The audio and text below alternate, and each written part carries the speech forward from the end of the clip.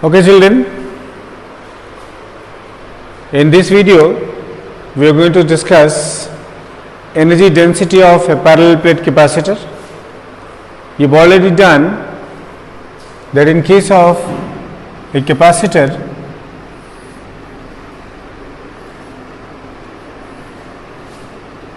energy gets stored between the plates of the capacitor. Clear? If you multiply the surface area of capacitor with the distance between them, we will get the volume. So this entire energy is stored, which you have derived in the previous classes, is stored in this volume here, right?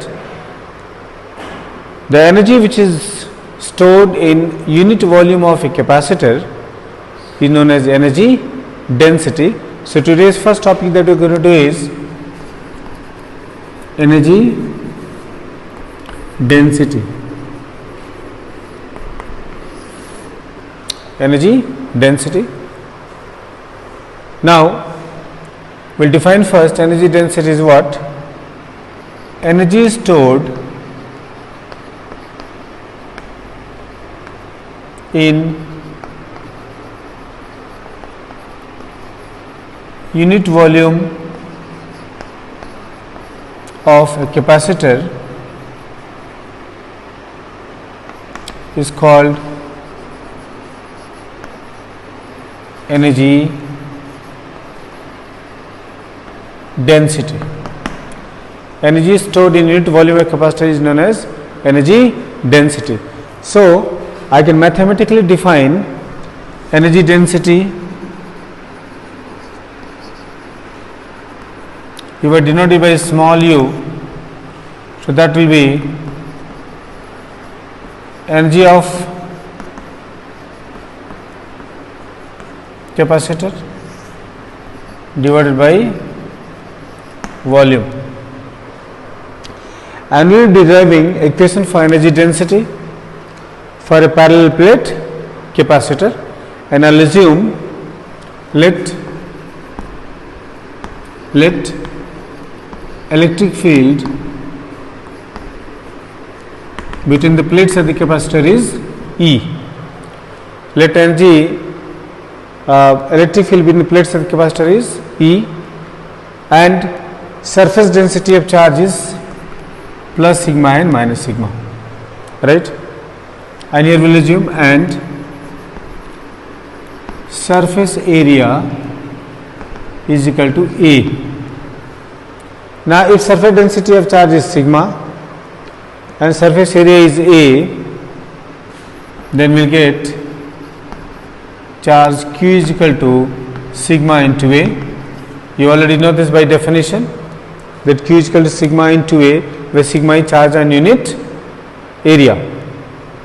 Now once you know Q, then we will calculate how much the capacitance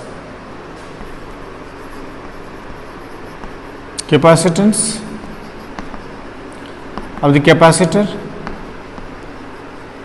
is a parallel plate capacitor, children. So C is, we have already done, epsilon 0 A by T. So see here we calculated how much is charge, we calculated how much is C, right? Therefore energy of capacitor, children, we already know, U is equal to Q square by 2C. Use this equation. There are three formulas you have done: half CV square, Q square by 2C, and half QB. Will be better using this because you already know Q and you also know how much is C. So let's see here, Q is sigma into A square, 2C is epsilon 0 A by D. If I simplify, children, how much do we get? U equals to sigma square A square into D divided by 2 epsilon naught into A. We can cancel out. If I cancel out, then what do I get? I get U is equal to, let's put in the value, sigma square A into D divided by 2 epsilon 0. Sigma square A into D by 2 epsilon 0. So this is the energy stored in the capacitor, and we've got this energy in terms of sigma. Now we'll calculate energy density. Therefore energy density U is equal to, we have total energy divided by volume, and children, we already know U is sigma square A into D by 2 epsilon 0, sigma square A into D divided by 2 epsilon naught, and how much volume? A into D. So you can clearly see that AD and AD will cancel out, energy density will be, 2 is also there, 2. So if you divide, then becomes sigma square upon 2 is already here, 2 epsilon naught. So we got one equation for energy density. There is energy density is sigma square upon 2 epsilon naught. But often they will ask in the exam to get this result in terms of electric field. We have already done that. Electric field E is equal to how much? Sigma by epsilon naught. So if you cross multiply, I get sigma is equal to cross multiply epsilon naught into E. I got the value of surface density of charge sigma. Now I am going to put this value of sigma in this equation.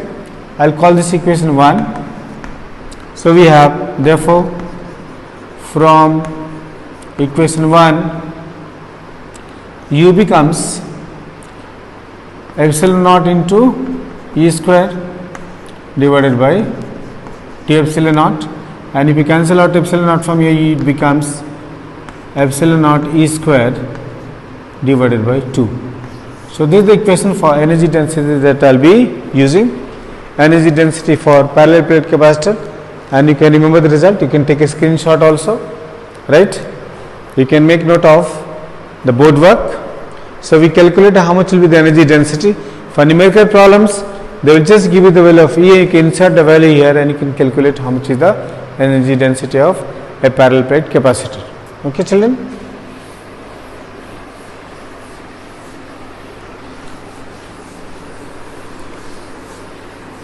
Now we will be doing an important concept which relates to distribution of charges between two capacitors. We will see, if you are given two capacitors and you join them together, then what will happen. You see, a capacitor, like we said in the beginning, is a device for storing, means for storing charges, right? Now imagine I give you two capacitors. One capacitor is here, mounted on insulated stand, right? Its capacitance is C1 and potential is V1. Now we have another capacitor here.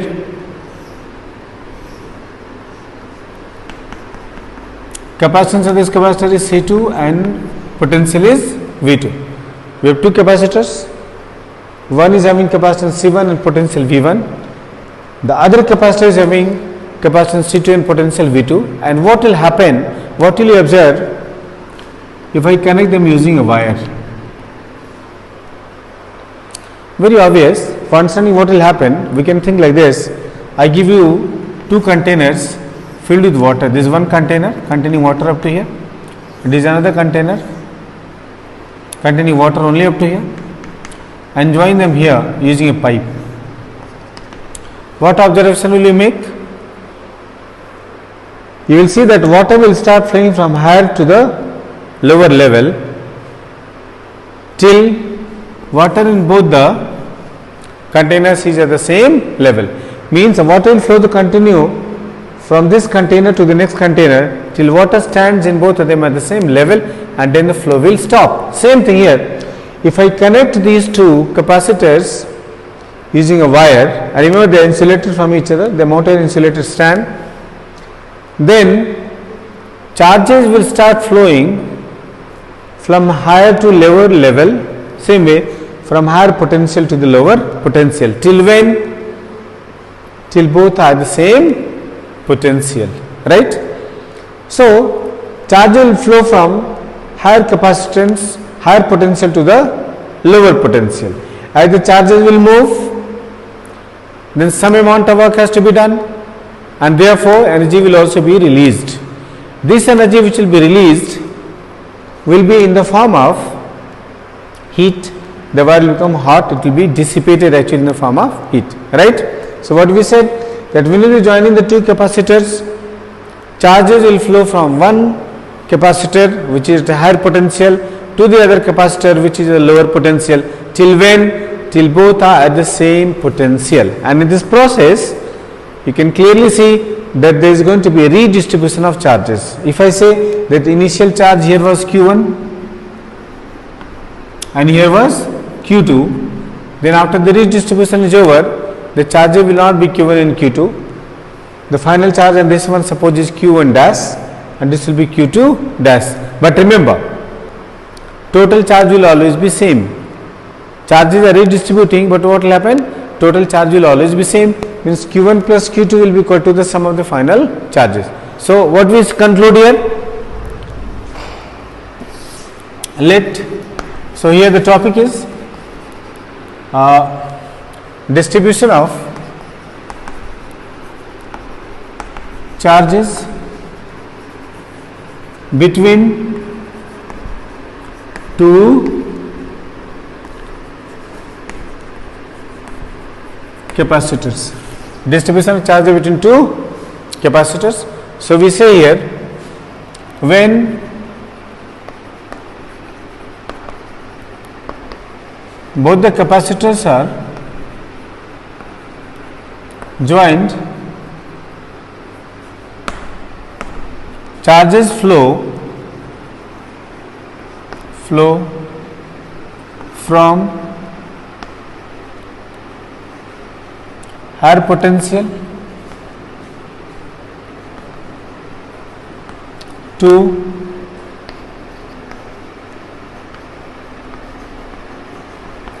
lower potential till both are at the same potential. Remember children, charges will flow from higher to the lower potential till both are at the same potential, and then we will say, let initial charges are Q1, Q2 and final charges are Q1 dash and Q2 dash respectively. So children, we made all these assumptions. When both the capacitors are joined, charges flow from higher potential to lower potential till both are at the same potential. This is very important. Let initial charges are Q1 and Q2 and final charge are Q1 dash and Q2 dash. Okay, and then I will say, let common potential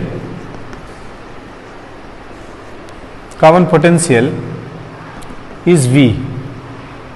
Common potential is V. So V will be children, V will be equal to Q1 dash by C1 is equal to Q2 dash by C2, right? And this will be equal to Q1 dash plus Q2 dash divided by C1 plus C2.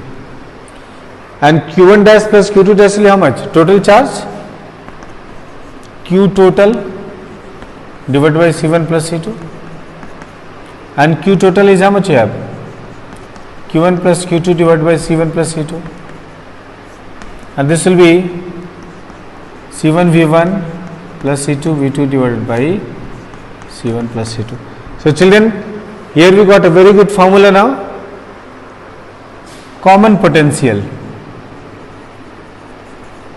What will be common potential, children? Common potential V is equal to C1 V1 plus C2 V2 divided by C1 plus C2. So if they give you a direct formula based question on this. Find common potential, then you can use this equation C1 V1 plus C2 V2 divided by C1 plus C2, right? You can just insert all the values here and you will get the answer. So we will calculate how much is the common potential. First answer we got common potential. Now second answer we will see final charge on first capacitor. Final charge on first capacitor, you can see here Q1 dash upon C1 is equal to V. Once the distribution of charges is over, then each is going to be at the same potential. Potential of the first one will be V and potential of the second one will also be how much? V. So capacitance of the capacitor is how much here? C1 and final potential is V. Therefore we say that final charge on first capacitor Q1 dash will be C1 into V, because Q is equal to C into V. C is C1 and final potential is V. We already know how much is V. V is this much. C1 V1 plus C2 V2 divided by C1 plus C2. I will put this value here. So I get C1 into C1 V1 plus C2 V2 divided by C1 plus C2. So this is final charge on the first capacitor, and similarly final charge on second capacitor, and there is how much, children? Q2 dash is C2 into V. Q2 dash is equal to C2 into V. Put the value of C2 into C1 V1 plus C2 V2 divided by C1 plus C2. So children, we got final charges on both the capacitors. So we got the first two important outcomes of this, the common potential, and you also got the final charges, right? Now you can take a screenshot of this. We calculated common potential and the final charges also. Now let's see the third and most important thing here. As the charges will flow from one capacitor to another, then like I said in the beginning, some work has to be done, and this work will result in dissipation of heat, right? So we will see the third part, energy lost. Energy lost will be delta U is equal to initial energy half C1 V1 square plus half C2 V2 square minus, both the capacitors are the same potential now, so I will be saying half C1 V square plus C2 V square. Now what is common here overall? V square is common, so half C1 V1 square plus half C2 V2 square minus V square by 2 into C1 plus C2. And then we will put the value of V, we know here, but V is equal to how much here? C1 V1 plus C1 C2 V2 divided by C1 plus C2. So all that we do now is we put the value of V. So let's put it and see what we get. Half C1 V1 square plus half C2 V2 square minus half C1 V1 plus C2 V2 divided by C1 plus C2 whole square into C1 plus C2. We can strike out one C1 C2, then what do we get? Half C1 V1 square plus half C2 V2 square minus C1 V1 plus C2 V2 whole square divided by 2 into C1 plus C2, right? Now we will simplify this by taking LCM. 2 into C1 plus C2. If you multiply, then you get C1 square V1 square plus C1 C2 V1 square plus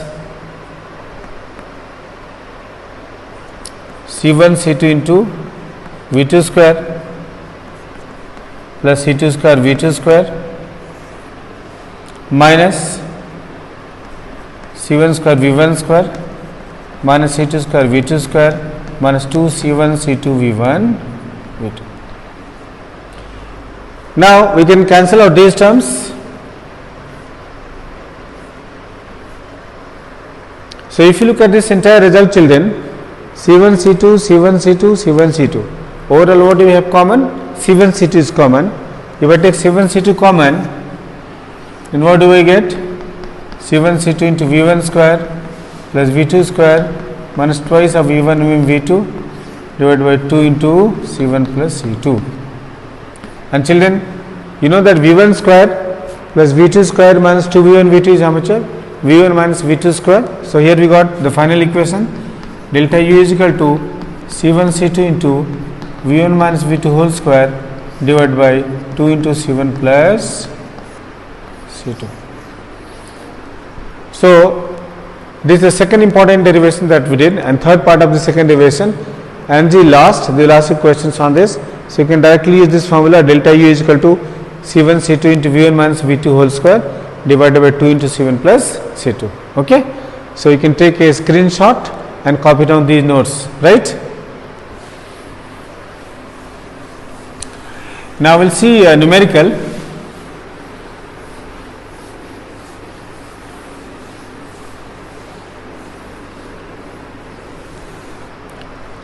Two capacitors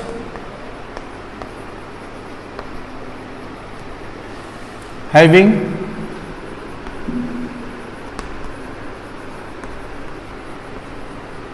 capacitance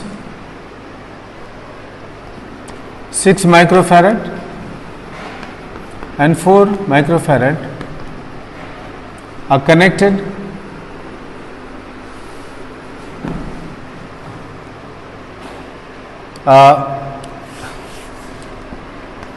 and having potentials 60 volt, 30 volt, 20 volt are connected. Calculate number 1, common potential.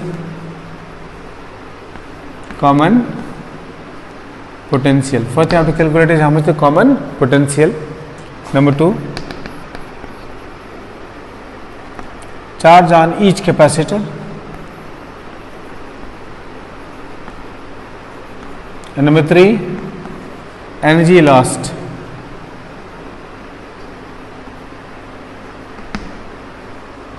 I have to do these 3 questions. The 3 parts of the question. Here you see, we will write down what is given. Capacitance. Capacitance of the first capacitor is 6 microfarad and second capacitor is how much? 4 microfarad. Right? Potential of the first capacitor is how much? 30 volt, and then second is 20 volts. So this is all given to us, right? So we proceed with the first question, common potential. So children, common potential is, this is directly formula based question. If you remember these formulas which we did just now, the common potential, the final charges Q1 dash, Q2 dash and energy loss delta U, you can just insert in the value. Common potential V is equal to, we have children, C1 V1 plus C2 V2 divided by C1 plus C2. How much is C1? In this case here, you don't have to convert farad into microfarad because the conversion unit will cancel out. You can use directly. 6 into V1 is 30, 4 into V2 is 20 divided by 6 plus 4. Conversion units for microfarad will cancel out, so there is no need to convert. So we have 180 plus 80 divided by 10. So we have 260 divided by 10, so 26 volts. So very easily we calculated what will be the common potential, that is 26 volt. Therefore, we will go for the second answer. Second answer is final charges. So I will say final charge on 6 microfarad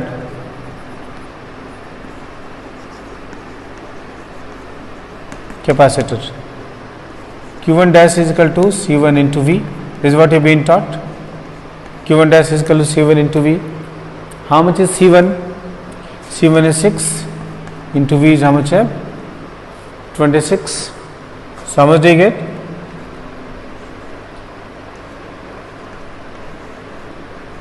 (156 microcoulomb). And if you do not want to write in microcoulomb, then you will convert into coulomb also. Q1 dash is 156 into 10 power minus 6 or 1.56 10 minus 4 coulomb. So we got charge on the first capacitor, the final charge. Now I will be calculating charge on the final charge on the second capacitor. This is one value we got. Now final charge